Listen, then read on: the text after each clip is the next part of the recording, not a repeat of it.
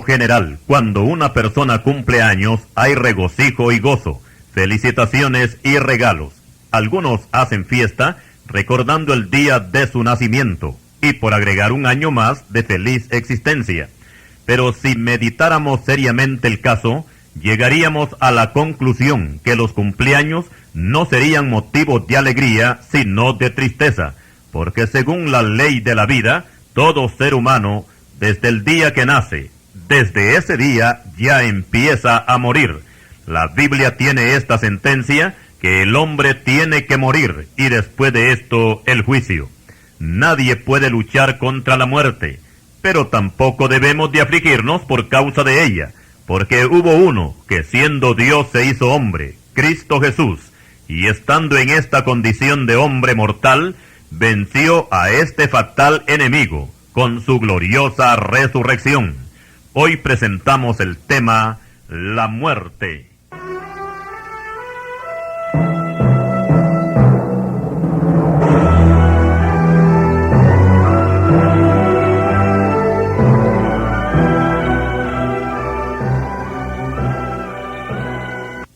Para respaldar este estudio, vamos a tomar el pasaje bíblico en Eclesiastés capítulo 7, versículos 1 y 2 que dicen así: Mejor es la buena fama que el buen ungüento, y mejor el día de la muerte que el día del nacimiento. Mejor es ir a la casa de luto que a la casa del banquete, porque aquello es el fin de todos los hombres, y el que vive lo pondrá en su corazón. Hasta aquí el pasaje de la Escritura. Este pasaje comienza con la buena fama, que es mejor que el buen ungüento. Aquí la palabra fama se refiere al buen testimonio de un creyente, que es mucho mejor que andar bien perfumado con buenas lociones, pero sin el Espíritu Santo, que es el que da testimonio a nuestro espíritu que nosotros somos hijos de Dios. Romanos 8:16. En la Biblia, la palabra ungüento se traduce por perfume. A continuación, el pasaje de Eclesiastés dice que es mejor el día de la muerte que el día del nacimiento. Esta es la enseñanza bíblica, pero los hombres piensan lo contrario porque se le da más importancia a los cumpleaños, o sea, al día del nacimiento, que al día de la muerte. Por lo general, a la gente lo que le gusta es divertirse en esta vida y tener otra clase de actividades, pero en lo que menos se piensa es que un día se van a morir.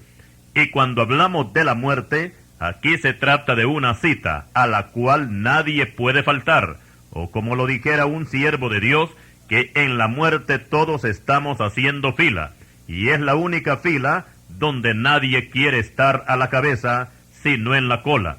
Pero no importa el lugar que ocupe, siempre le va a llegar su turno. Y esta es la razón por la cual se da esta recomendación bíblica, que es mejor ir a la casa de luto que a la casa del banquete.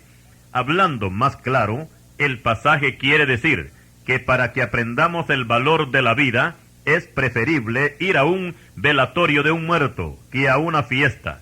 Porque en una fiesta nadie está pensando en la muerte, pero cuando tenemos a un difunto al frente, esto nos hace reflexionar que nuestra estadía en el mundo es de corta duración, y que la muerte, sin hacer acepción de personas, con su fatídica guadaña, no cesa en su macabra tarea de cegar vidas humanas. Son millones de personas en el mundo que han luchado contra la muerte, pero no han podido vencerla.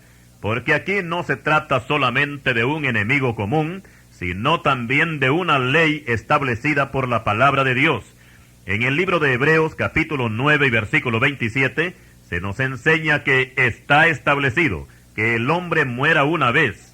Aquí se está hablando de la muerte física, ya que la segunda muerte será aplicada para todos los que físicamente hayan muerto en pecado, sin arrepentirse y sin recibir a Cristo como Salvador de sus almas. Y de esto hablaremos más adelante. Y también hablaremos de las muertes que tienen que afrontar los pecadores mientras viven en el mundo. Ahora veamos cómo fue que la muerte hizo su aparición entre el género humano. Cuando Dios formó al primer hombre llamado Adán, le dio como habitación el huerto del Edén. Y mandó Jehová Dios al hombre diciendo, de todo árbol del huerto podrás comer, mas del árbol de la ciencia del bien y del mal no comerás, porque el día que de él comieres, ciertamente morirás. Génesis 2, versículos 16 y 17. Adán escuchó atentamente esta sentencia, que moriría el día que comiera del fruto prohibido. Y ese día desgraciadamente llegó, cuando se quebrantó este mandato, se violó la ley. El hombre se rebeló, y al entrar el pecado también apareció la muerte. Recordemos que Dios no hizo al hombre para que éste muriera, sino para que viviera. Pero desde el momento que éste quebrantó la ley, espiritualmente se separó de Dios, y esta separación significa muerte. Pero en lo que toca a la parte física, también desde ese momento el hombre empezó a morir. Y es Dios quien dicta esta sentencia, y le dice a Adán, con el sudor de tu rostro comerás el pan, hasta que vuelvas a la tierra, porque de ella fuiste tomado, pues polvo eres y al polvo volverás. Génesis 3:19.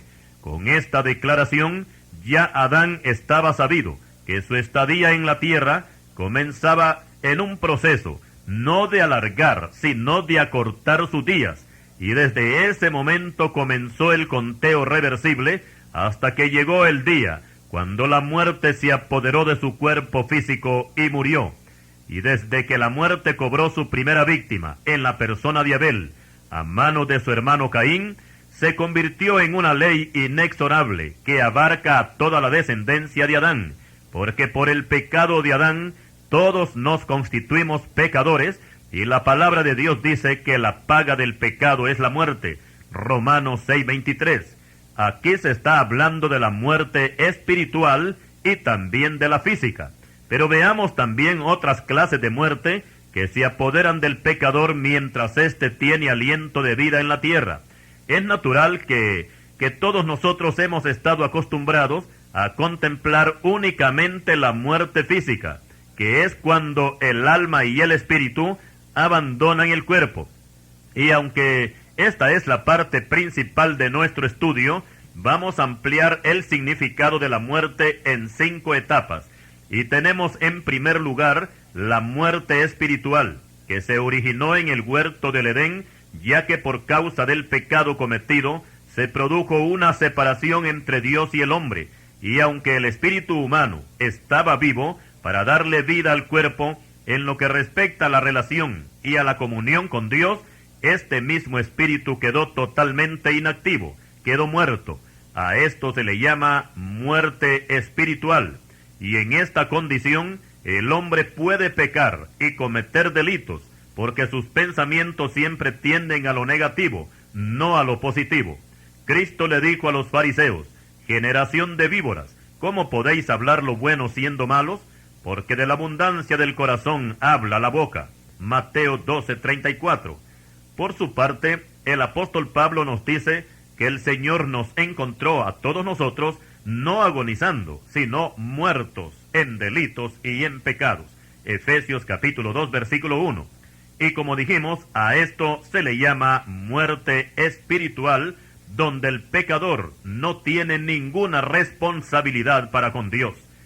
En segundo lugar tenemos la muerte mental, de la cual son participantes todos aquellos que no han recibido a Cristo y su sangre no los ha limpiado de pecado.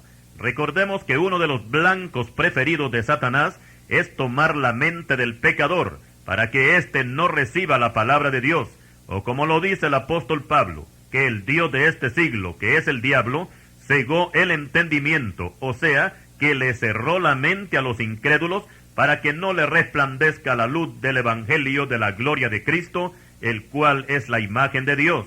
Segunda de Corintios 4, versículo 4. En el Nuevo Testamento, nuestro Señor Jesucristo dio esta enseñanza: amarás al Señor tu Dios con todo tu corazón, y con toda tu alma, y con toda tu mente. Este es el primero y grande mandamiento. Mateo 22, versículos 37 y 38. Aquí dice que hay que amar a Dios con toda la mente, pero nos preguntamos, ¿cómo podría un pecador amar a Dios con su mente cuando ésta se encuentra muerta? O sea que el diablo se la ha cegado.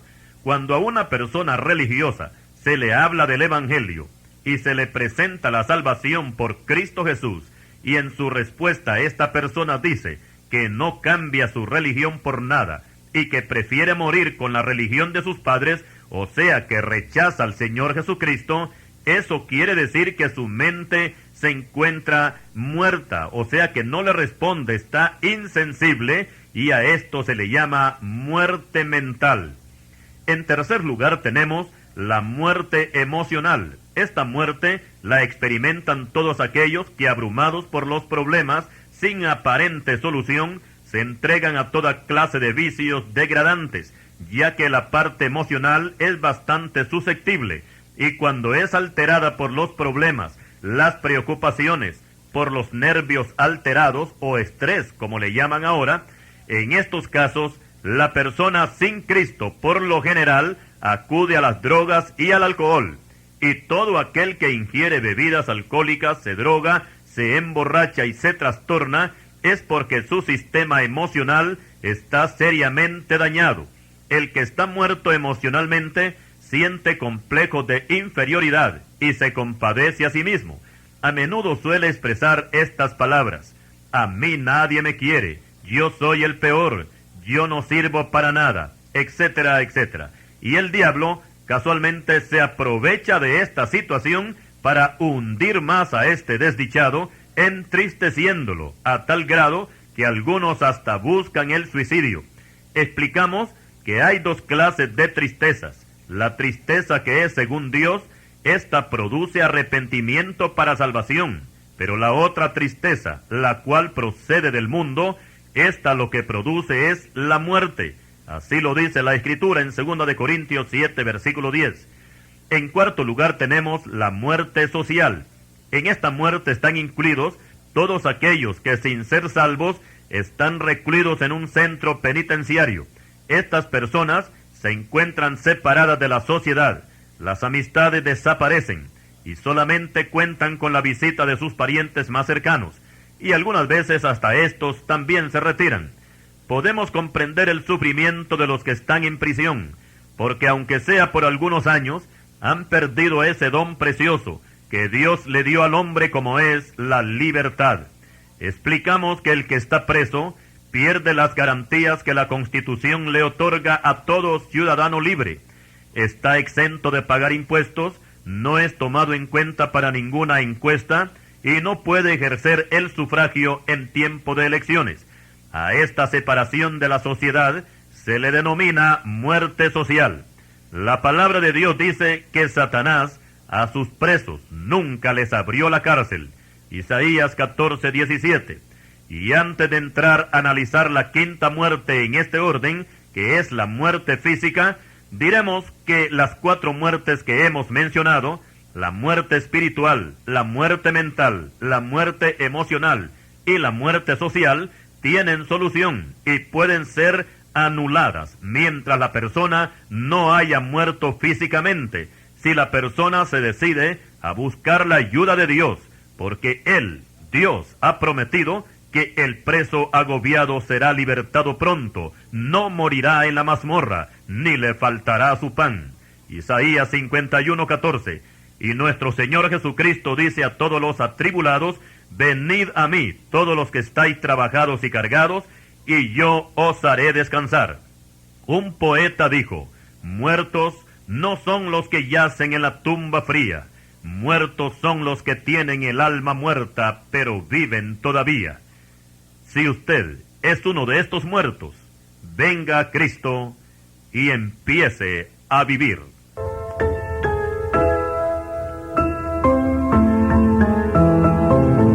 Estamos desarrollando el tema sobre la muerte, y después de haber analizado brevemente las muertes que experimenta el pecador mientras vive en el cuerpo, ahora hablaremos de la muerte física, en la cual estamos todos incluidos, tanto incrédulos como creyentes, porque cuando se habla de esta muerte, se está hablando de una ley que Dios ha establecido, según Hebreos 9:27. La Biblia tiene enseñanza amplia sobre la muerte, y algunas veces hasta se le puede personificar, como es el caso del juicio de la quinta trompeta, donde los impíos se verán tan atribulados que hasta buscarán la muerte, pero la muerte huirá de ellos. Apocalipsis 9, versículo 6. Aquí se presenta a la muerte como si fuera una persona que huye. El apóstol Pablo la presenta como un enemigo y dice que el postrer enemigo que será destruido es la muerte. Primera de Corintios 15, 26. Más adelante, a la muerte se le dirige la palabra a manera de un reto. ¿Dónde está, oh muerte, tu aguijón? Primera de Corintios 15, 55. En Apocalipsis 20, 13, aparecen la muerte y el infierno como si fueran dos macabros personajes, entregando cada uno sus respectivos muertos. Pero en el siguiente versículo da a entender como si apareciera alguien que se encarga de agarrarlos a los dos, a la muerte y al infierno, y los lanza al lago de fuego. Apocalipsis 20:14. Cuando nuestro Señor Jesucristo murió en la cruz, fue sepultado, pero al tercer día se operó la gloriosa resurrección, tal como lo registra la Escritura. Pero para que esta resurrección se llevara a cabo, era necesario vencer a la muerte, en la cual el Señor se encontraba atrapado. Y nos dice el apóstol Pedro, refiriéndose a la muerte de Cristo, al cual Dios levantó, sueltos los dolores de la muerte, por cuanto era imposible que fuese retenido por ella. Hechos 2:24. En este pasaje se coloca a la muerte como si perteneciera al género femenino. Pero este simbólico personaje también está destinado a desaparecer, porque cuando se establezca cielo nuevo y tierra nueva, la muerte no existirá, dice Apocalipsis 21, versículo 4. Pero mientras no ha llegado ese momento, la muerte seguirá cegando vidas en este mundo, y aunque nos parezca insólito, pero la muerte tiene sus propios anunciantes, y para colmo de males, son sus mismas víctimas los que la anuncian. Por ejemplo, cuando visitamos una funeraria, lo que vamos a encontrar a la venta son ataúdes, y estos cajones, aunque varían de precios, su destino es el mismo, y es depositar dentro de ellos a un muerto. Cuando abrimos el periódico, vemos el rastro de la muerte a través de asesinatos, suicidios, accidentes y con las ya famosas misas y novenarios por muertos. Los reporteros de noticias anuncian estas muertes, pero luego ellos también se convierten en noticia cuando les llega el momento de la muerte. En Brasil, un periodista muy famoso y muy escuchado daba noticias de un accidente donde habían muerto varias personas, y ya para cerrar el programa prometió a los televidentes que al siguiente día iba a ampliar la información con relación a estos muertos.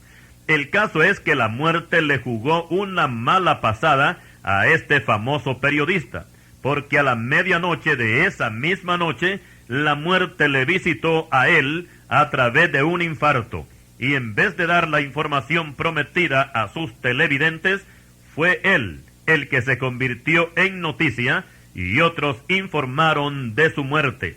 La mayoría de los seres humanos conocen el día en que nacieron, pero nadie conoce el día de su muerte. La Biblia nos asegura que la muerte no anda muy lejos de nosotros, y si usted desea saber cuál es la distancia que le separa de la muerte, bíblicamente se lo vamos a decir. Cuando el joven David se convirtió en el blanco de Saúl, porque éste se propuso eliminarlo, David dio esta declaración delante de su gran amigo Jonatán: vive Jehová y vive tu alma, que apenas hay un paso entre mí y la muerte. Primer libro de Samuel, capítulo 20, versículo 3. Así es, la muerte no camina a 1 kilómetro de nosotros, sino a un paso. Pero no se ponga usted a temblar, porque esto no quiere decir que usted se va a morir mañana. Son muchas las personas que han caminado con la muerte al par por muchos años, 70, 80, 90, 100 y hasta más años, y la muerte no se acercó a ellos durante todos esos años. Pero llega un día cuando la muerte dice, ahora ha llegado el momento de dar el paso decisivo que por años me ha separado de esta persona. Y luego se acerca a ella, y es natural que cuando la muerte penetra a la vida de una persona, hasta ahí llegó la vida. Y en este caso, quien ha vencido es la muerte, porque ha cobrado una víctima más.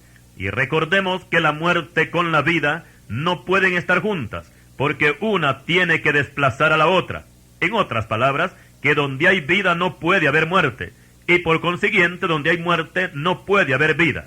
Vamos a citar un caso que sucedió en Betania, cuando la muerte visitó a un gran amigo del Señor Jesucristo. Este hombre se llamaba Lázaro.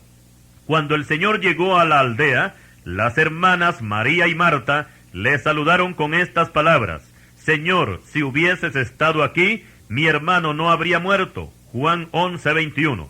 Esto también lo dijo Marta, pero María también le saludó con las mismas palabras. Juan 11:32. Pero el Señor dio una declaración que nadie la entendió en ese momento, cuando promete que Lázaro va a resucitar. La palabra resucitar significa que alguien que ha muerto vuelva a vivir. Cuando el Señor da la orden que quiten la piedra del sepulcro, Marta hace una protesta y le dice: Señor, hiede ya porque es de 4 días. Pero el Señor le dice: ¿no te he dicho que si crees verás la gloria de Dios? Juan capítulo 11 versículos 39 y 40. Anteriormente el Señor había declarado que Él es la resurrección y la vida, y el que cree en Él aunque esté muerto vivirá. Juan capítulo 11 y versículo 25. Y ahora Él va a demostrar que tiene poder contra la muerte. Luego se para frente al sepulcro y todos los que ahí se encuentran reunidos tienen que ser testigos de lo que allí va a suceder, porque todos saben que dentro del sepulcro hay un cadáver que ya ha empezado a descomponerse, pero afuera está la vida en la persona de nuestro Señor Jesucristo. Todos observan en silencio, pero de pronto se oye aquella voz que hizo estremecer las profundidades del Seol: Lázaro, ven fuera. Y en ese momento la vida se impuso sobre la muerte, y ésta tuvo que soltar a su víctima, y el que había muerto salió vivo. Juan capítulo 11, versículos 43 y 44. Por este milagro de resurrección, muchos creyeron en el Señor. Cuando hablamos de la muerte física, tenemos que admitir que este tema no es muy popular. La gente inconversa prefiere hablar de política, de deportes, de religión, de concursos y de fiestas y de cualquier otra cosa, menos de la muerte. Y hay algunos que ni siquiera les gusta ir a los velatorios de los muertos porque se ponen muy nerviosos y no les gusta ver esos cuadros. Otros es que se atreven por lo menos a ir, pero no se acercan al ataúd para ver al difunto, porque después, dicen ellos, van a quedar soñando con el muerto. Por otra parte, en la doctrina bíblica se enseña bastante acerca de la muerte, pero muy raras veces se habla de ella en los sermones. Y se puede decir que cuando más se toca este tema es cuando se hacen cultos por causa de la muerte de un miembro de una iglesia. En este tiempo abundan los sermones que tratan sobre la familia, sobre el amor, cómo tratar con los jóvenes, cómo salir de la pobreza económica y otros temas más que por cierto no dejan de tener su importancia, porque todo lo que es parte de la doctrina bíblica hay que enseñarlo.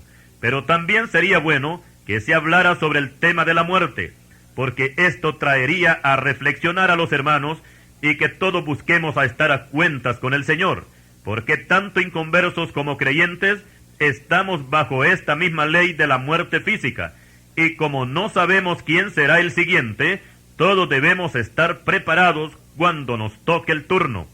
Recordemos que con respecto a la muerte física y cómo evitarla, no encontramos ningún apoyo en la Biblia, ni en el Viejo ni en el Nuevo Testamento.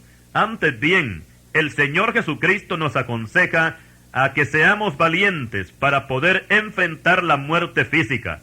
Cristo nos dice: y no temáis a los que matan el cuerpo, mas el alma no pueden matar. Temed más bien a aquel que puede destruir el alma y el cuerpo en el infierno. Mateo capítulo 10, versículo 28. En este versículo y en los anteriores se nos dice que por causa de la predicación del Evangelio, los inconversos pueden llegar hasta matarnos, pero lo único que matarían sería el cuerpo físico, pero la parte espiritual del creyente no la pueden tocar. Pero aún así, no se deja de sentir cierto temor, porque a decir verdad, y si somos honestos, aunque pasemos a mejor vida, pero ningún creyente desea morir.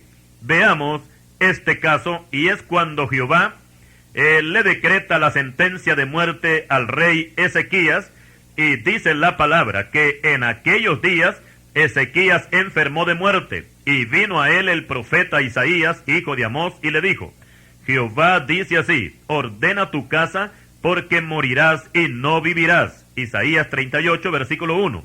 Explicamos que Ezequías fue uno de los mejores reyes que tuvo Judá, porque anduvo en el temor de Dios. En Jehová Dios de Israel puso su esperanza, ni después ni antes de él hubo otro como él entre los reyes de Judá. Segundo libro de Reyes 18, versículo 5. Este rey tenía conocimiento porque había leído la Escritura y había leído los Salmos, donde dice que estimada es delante de Jehová la muerte de sus santos. Salmo 116, versículo 15. Y él era un hombre santo, pero aún así se resistió a morir, y aunque estaba postrado con una llaga, le suplicó a Jehová que no le diera la muerte, y puso delante del Señor todas sus virtudes, y lloró Ezequías con gran lloro, porque pensaba que después de muerto ya no iba a poder alabar al Señor. Y él mismo lo expresa de esta forma: porque el Seol no te exaltará, ni te alabará la muerte, ni los que descienden al sepulcro esperarán tu verdad. El que vive, éste te dará alabanza como yo hoy. Isaías 38, versículos 18 y 19. Después de este ruego, Dios le suspendió la sentencia y le dio 15 años más de vida. Isaías 38, versículo 5. Por otra parte, los discípulos estaban dispuestos a enfrentar la muerte por causa del testimonio del Evangelio. La noche que prendieron al Señor Jesucristo en el huerto de Getsemaní, los discípulos le prometieron que con gusto morirían por él. Mateo 26, 35. Y aunque no murieron junto al Señor, la historia registra que a excepción de Juan, todos murieron martirizados, o sea que los enemigos del Evangelio les dieron la muerte. El apóstol Pedro fue avisado por el Señor cuando ya se acercaba la hora de su muerte, y da recomendaciones a los que quedan para que sigan su ejemplo de seguir testificando. Segunda epístola de Pedro, capítulo 1, versículos 14 y 15. Por su parte, el apóstol Pablo, ya anciano, y después de pasar por duras pruebas, ocupó el final de su última epístola para despedirse del mundo. He aquí sus palabras: he peleado la buena batalla, he acabado la carrera, he guardado la fe. Por lo demás, me está guardada la corona de justicia, la cual me dará el Señor juez justo en aquel día, y no solo a mí, sino también a todos los que aman su venida. Segunda epístola a Timoteo, capítulo 4, versículos 7 y 8. Tal vez podamos imitar a estos apóstoles que con gozo se preparaban para recibir la muerte, porque ellos sabían, y también nosotros debemos de saber esto, que el que muere en Cristo sigue viviendo. Seguimos tratando el tema sobre la muerte, y ya todos debemos de saber lo que encierra esta palabra, que aplicada a una persona significa el fin de la vida. Esto es, cuando hablamos de la muerte física, y es cuando la persona desaparece de la faz de la tierra y vuelve al polvo. Aquí se cumple el dicho de que Dios tomó polvo de la tierra e hizo un hombre, pero por causa del pecado, ahora la muerte se encarga de agarrar al hombre y convertirlo de nuevo en polvo. Algunas sectas enseñan que no hay alma y que no hay castigo eterno, o sea que niegan la existencia después de la muerte, y por consiguiente no hay infierno, ni lago de fuego, y tampoco hay un lugar de descanso para los justos llamado cielo, porque se toman de un pasaje del libro de Eclesiastés que dice así: aún hay esperanza para todo aquel que está entre los vivos, porque mejor es perro vivo que el león muerto. Porque los que viven saben que han de morir, pero los muertos nada saben, ni tienen más paga, porque su memoria es puesta en olvido. También su amor y su odio y su envidia fenecieron ya, y nunca más tendrán parte en todo lo que se hace debajo del sol. Eclesiastés capítulo 9, versículos 4 al 6. Este pasaje no está dedicado a la parte espiritual, sino a la parte física, y es natural que cuando el cuerpo muere, toda relación con el mundo material termina.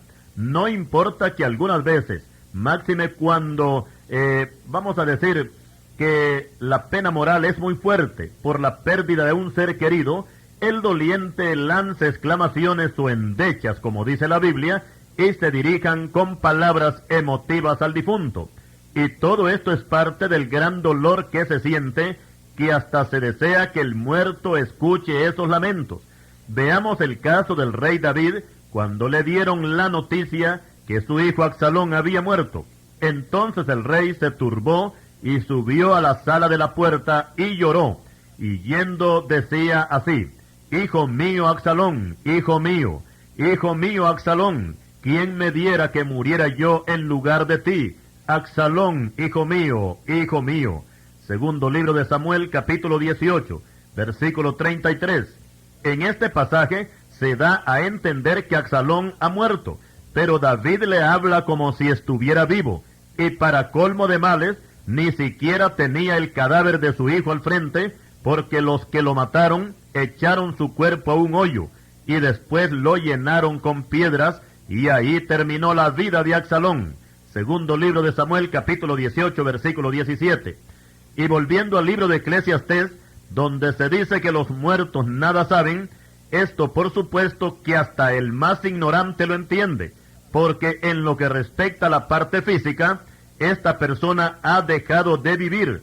Si las personas religiosas leyeran este pasaje, tal vez desistieran de meter al difunto a un templo católico para que el cura le dedique la ceremonia y le lance agua bendita al ataúd. No se dan cuenta que los muertos nada saben y nada sienten. Por tanto, todo ese ritual resulta inútil. Notemos que la religión habla claramente cuando dice misa de cuerpo presente, porque el alma y el espíritu ya rato salieron de ese cuerpo. Pero desgraciadamente el religioso no entiende esto. Veamos este cuadro. Si la persona muere sin salvación, sin Cristo, sin haberse arrepentido de sus pecados, el alma sale del cuerpo y va directamente hacia el infierno. Y desde ese momento comienzan sus lamentos, que serán interminables. Esto lo dice la Biblia en Lucas 16:24. Pero mientras esto sucede en el infierno, el cura se encarga de bendecir el cadáver en el templo. Y esto no es más que una farsa descarada, porque juegan con el sentimentalismo de los dolientes, sabiendo que la realidad es otra. Pero Dios, que es justo, los va a llamar al trono de su juicio para que respondan por el engaño a que fueron sometidos los pobres fieles.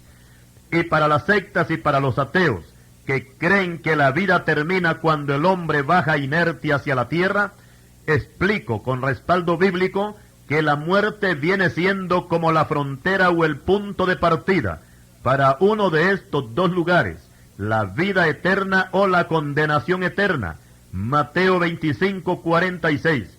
Y cuando hablamos de salvación o de condenación, el cuerpo físico en este caso, al fin y al cabo no cuenta, porque tanto lo uno como lo otro entran en la parte espiritual. O sea, cuando hablamos de salvación o condenación, no entra esto en la parte material.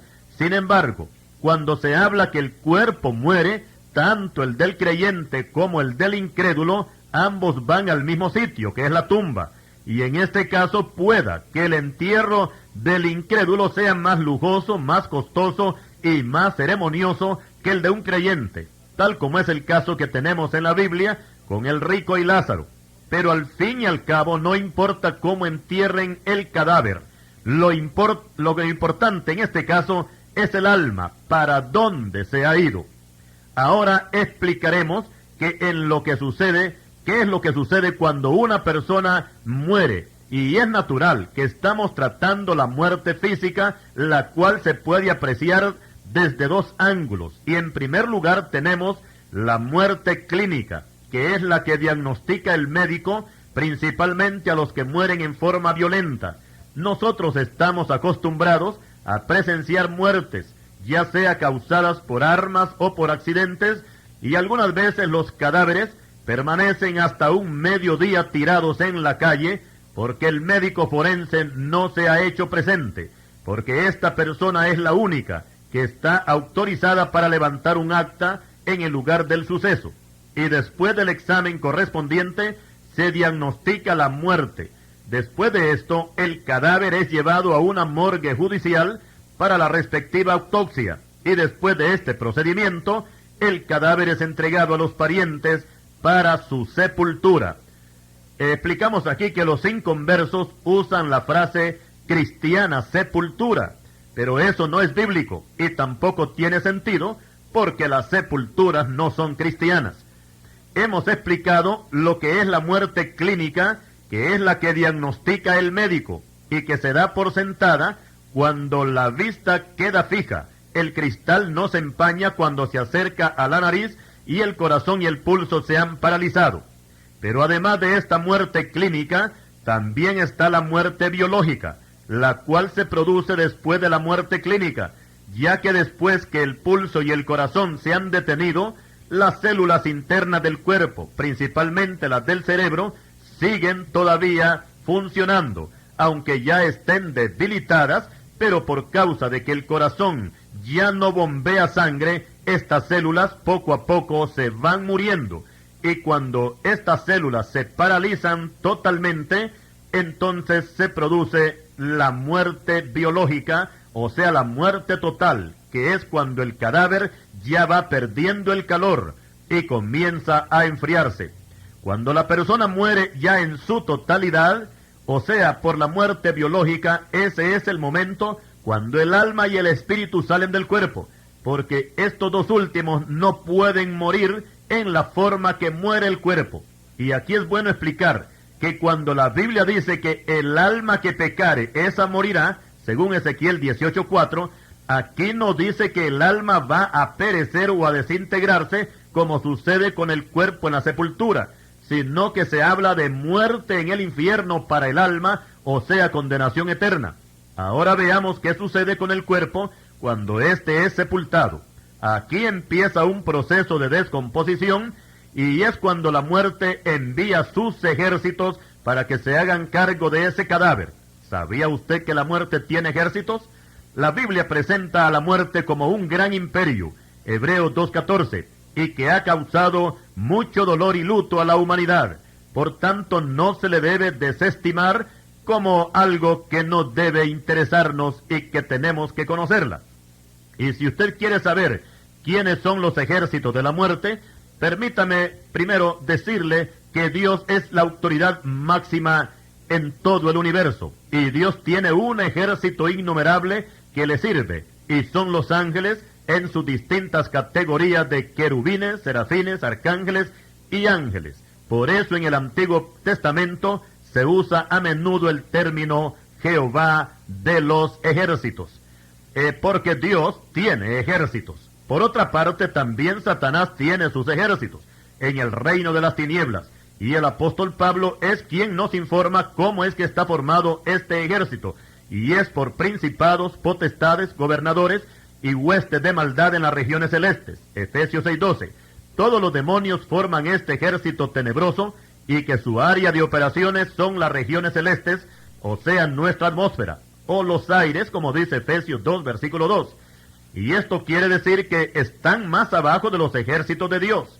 Pero el hombre también tiene ejércitos, los cuales operan en la tierra, o sea, más abajo de donde están los ejércitos del diablo.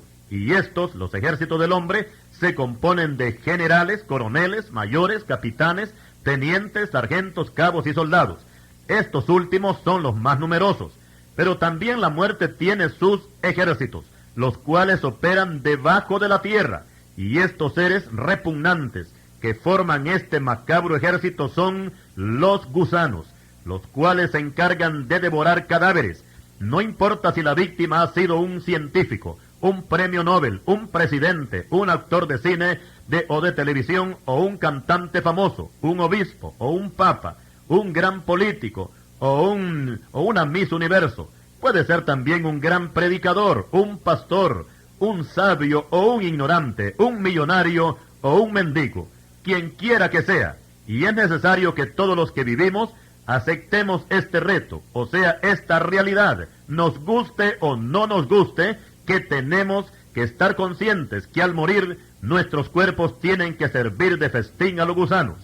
Sé que este tema le va a revolver el estómago a más de algún oyente, pero consideramos necesario enseñar esta verdad. En la Biblia encontramos un penoso juicio que Dios le decretó a un rey, y se trata de Herodes, el que pasó a espada al apóstol Jacobo, hermano de Juan. Hechos 12, versículos 1 y 2.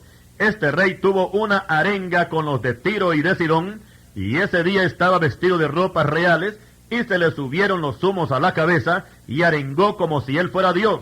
Y el pueblo aclamaba gritando, voz de Dios y no de hombre. Al momento un ángel del Señor le hirió, por cuanto no dio la gloria a Dios, y expiró comido de gusanos. Hechos, capítulo 12, versículos 20 al 23. Este caso puede considerarse especial porque los gusanos comieron carne de rey y ni siquiera esperaron a que se enfriara, mucho menos para que lo enterraran. Y podemos creer que ni siquiera lo enterraron, porque ¿qué iban a enterrar si los gusanos se lo comieron? Así dice la Biblia, que expiró comido de gusanos. A este rey le pasó algo parecido de lo que le ocurrió a Jezabel, a la reina Jezabel, que Jehú dio orden que la lanzaran de lo alto del palacio, y él atropelló con su carro. Después dio una orden para que fueran a enterrar a aquella maldita, así está escrito en la Biblia, porque al fin y al cabo es hija de rey, dijo Jehú. Pero cuando fueron a recoger el cadáver para sepultarlo, ya los perros se lo habían comido. Segundo libro de Reyes, capítulo 9, versículos 30 al 37. Ahora, ¿qué sucede cuando una persona muere en pecado? Cuando hablamos de la parte física, todos los cuerpos son iguales, tanto de santos como de impíos. Y según lo que nos dice la ciencia médica, lo primero que se descompone son los ojos. Luego viene la descomposición de todo lo demás del cuerpo. Y tal vez esta fue la razón para que el Espíritu Santo escogiera al apóstol Lucas, porque éste era médico, para que narrara el caso del rico y Lázaro. Y Lucas habla que los 5 sentidos están funcionando normalmente en el infierno, y lo primero que Lucas menciona son los ojos, porque el sentenciado abrió sus ojos estando en tormentos. Lucas 16, 24. Y esto quiere decir que la persona, aunque muera físicamente, el alma sigue existiendo, ya sea en descanso o ya sea en tormento.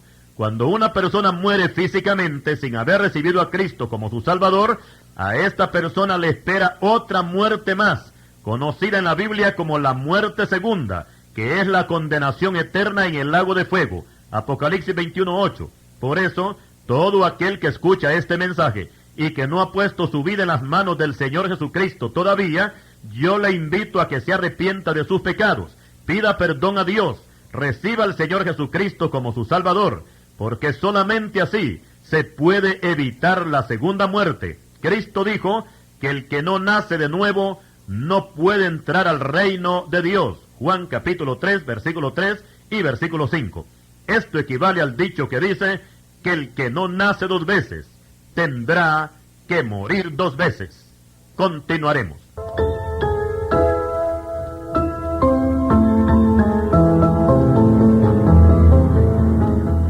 Existen muchas opiniones con respecto a la existencia después de la muerte.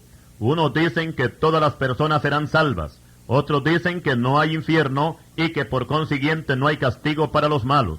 Otros dicen que la vida en su totalidad termina cuando el hombre baja inerte hacia la tierra. Pero ¿qué dice la palabra del Señor? Cierta vez, un hombre llamado Job hizo una pregunta y es la siguiente: si el hombre muriera, ¿volverá a vivir? Job 14:14. La respuesta a esta pregunta la encontramos en la misma escritura, y en muchos de sus capítulos se nos dice que hay una amplia información del destino de todos los que mueren, y a continuación vamos a mencionar al profeta Daniel capítulo 12 y versículo 2, que dice así: y muchos de los que duermen en el polvo de la tierra serán despertados, unos para vida eterna y otros para vergüenza y confusión perpetua. Este pasaje nos dice mucho conforme al destino de todos los seres humanos cuando les llegue el momento de la muerte, ya que Dios por medio del profeta Daniel en pocas palabras nos describe este hecho tan importante y nos dice que los muertos se levantarán del polvo de la tierra. Aquí podemos entender que todos los seres humanos que han nacido, que han vivido y que han muerto en el mundo, comenzando desde Adán y Eva hasta el último viviente, todos serán levantados del polvo de la tierra, o ya sea del fondo de los océanos o en cualquier otro lugar donde hayan sido enterrados.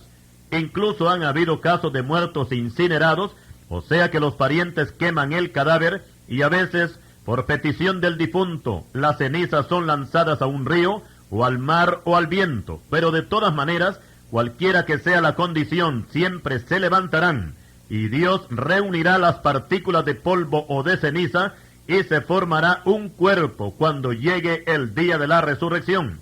Pero existe una gran diferencia conforme al destino que tomarán esos cuerpos, ya que unos se levantarán victoriosos de la tumba y dispuestos a recibir un reino preparado para ellos, y otros se levantarán en derrota, o sea, en sus propios pecados, para vergüenza y para confusión perpetua, y serán presentados al juez Cristo Jesús, para recibir su sentencia de condenación eterna en el lago de fuego. Apocalipsis 20:15.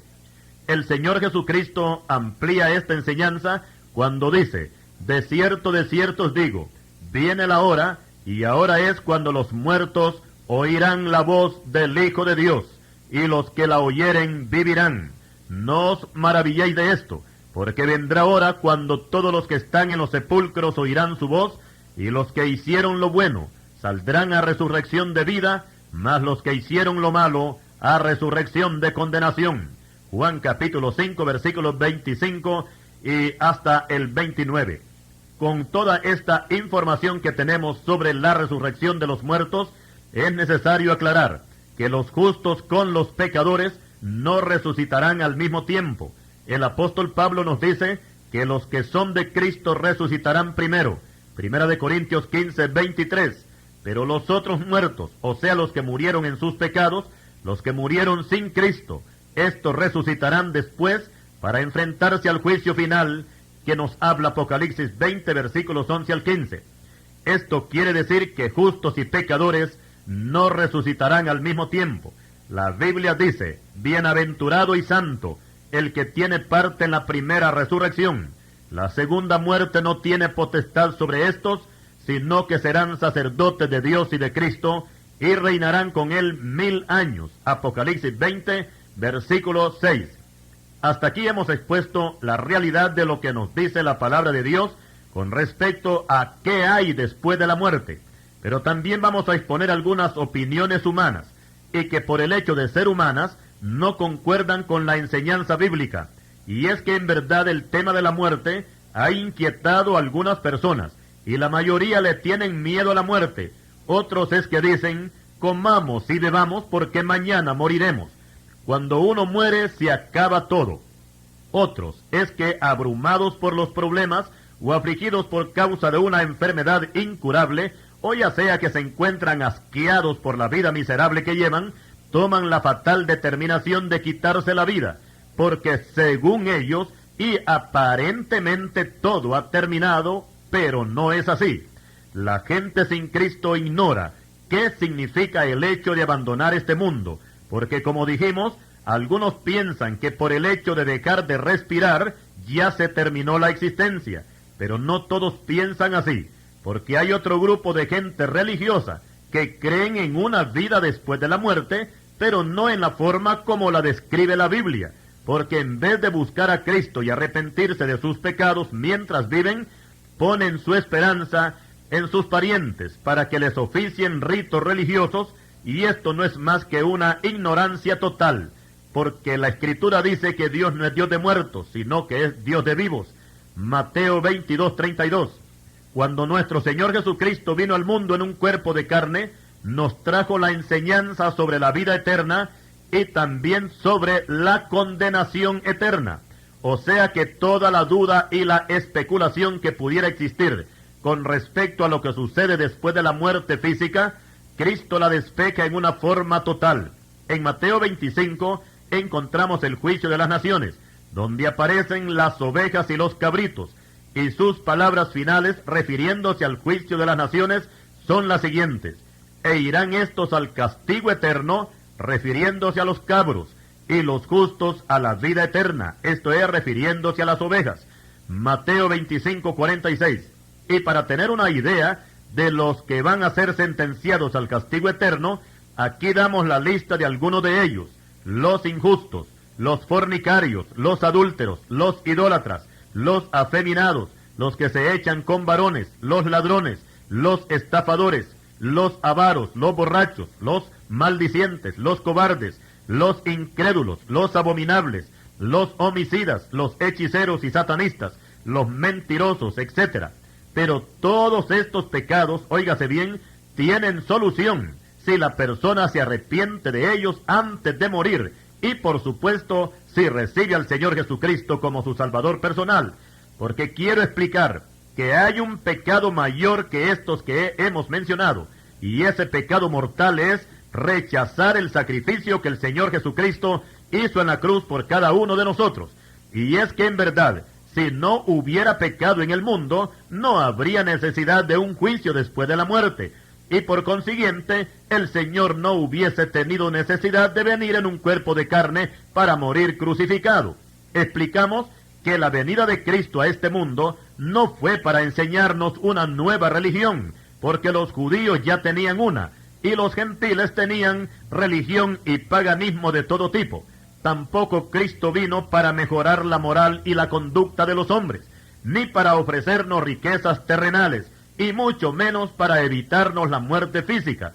Antes bien, los creyentes son advertidos que algunos hasta morirán por causa de la predicación del Evangelio. Mateo 10:28. El propósito del Señor al venir en un cuerpo de carne era evitarnos el juicio después de la muerte y redimirnos por medio del sacrificio de su muerte para llevarnos a la gloria. En este mundo viven santos y pecadores, pero después de la muerte física son separados cada quien a su destino eterno. Aclaramos que solamente el sacrificio de Cristo le garantiza al hombre su salvación. No hay otra alternativa. Si la persona no es lavada en la sangre del Señor Jesucristo que Él derramó en la cruz, esta persona será condenada, porque el Padre dio a su Hijo para que todos sean salvos por Él. Hay algunas personas que, como ya lo dijimos antes, que por causa de problemas sin aparente solución, en su desesperación buscan la muerte, creyendo que de esta manera se van a solucionar todos los males. Y por supuesto que dentro del mundo físico todo termina con la muerte, pero pasando a la esfera espiritual, al mundo de los espíritus, se comienza una eternidad sin fin. Si la persona murió salva, va a disfrutar la vida eterna, pero si murió en pecado, va a experimentar la realidad de lo que es el tormento eterno del infierno, según nos dice Lucas 16, versículo 24. Y esa agonía será ininterrumpida. Solamente habrá una oportunidad cuando puedan salir de ese tormento, y es en el día del juicio, cuando el Señor Jesucristo se va a sentar como juez en el trono blanco para sentenciar a todos aquellos que sus nombres no estaban registrados en el libro de la vida del Cordero. Allí estarán los muertos grandes y pequeños de pie ante el Señor. Luego los libros son abiertos para juzgar a todos los muertos por todas las maldades que cometieron en vida. También estará el libro de la vida, y es natural que si estos muertos murieron en pecado, sus nombres estarán excluidos del libro de la vida del Cordero y serán lanzados en el lago de fuego, que es la muerte segunda. Apocalipsis capítulo 20, versículos 11 al versículo 15. Lo que hemos expuesto es la verdad, y concluimos que tanto la salvación como la condenación no dependen de Dios, sino de las personas. oigamos una vez más la voz de Dios. A los cielos y a la tierra llamo por testigos hoy contra vosotros, que os he puesto delante la vida y la muerte, la bendición y la maldición. Escoge, pues, la vida, para que vivas tú y tu descendencia. Deuteronomios capítulo 30, versículo 19. Amigo, usted que ha escuchado este mensaje, usted no tiene por qué enfrentarse al juicio de Dios. ¿Por qué su alma se atormentará en el infierno cuando el Señor Jesucristo ya pagó el precio de su salvación? El que las personas vayan al infierno no tiene sentido, porque como dice el refrán que quien con una luz se pierde, la luz para usted es Cristo. No vague más en las tinieblas de este mundo. Reciba la luz de la palabra de Dios. Reciba a Cristo como su Salvador, que Él cambiará su noche en mañana, su tristeza en alegría, su tiniebla en luz, su muerte espiritual será cambiada en vida eterna. Escape de la condenación eterna, porque después de escuchar este mensaje, ya usted es responsable y ya usted sabe lo que hay después de la muerte. Que el Señor le bendiga.